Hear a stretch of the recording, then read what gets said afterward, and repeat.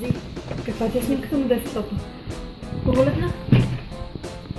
Окей, а в колко часа ти звъни аларма за сутрин? 4 пъти, 6:30, 7, 7:20, 8. Коя е последната добра реклама, която видях? Една колежка ми показа вчера новата кампания за Евровизия в Украина, която изхожда от техните традиционни министри много. Качвала ли си някога с бънче? Не, но дядо ми има над 2000 скока, защото се занимава с това над 30 години. Колко езика говориш?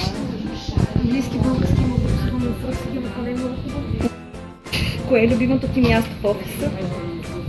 Ами точно тук, където ме снимат, защото тук са ми цветята и светлината и всичко. Къде си родена?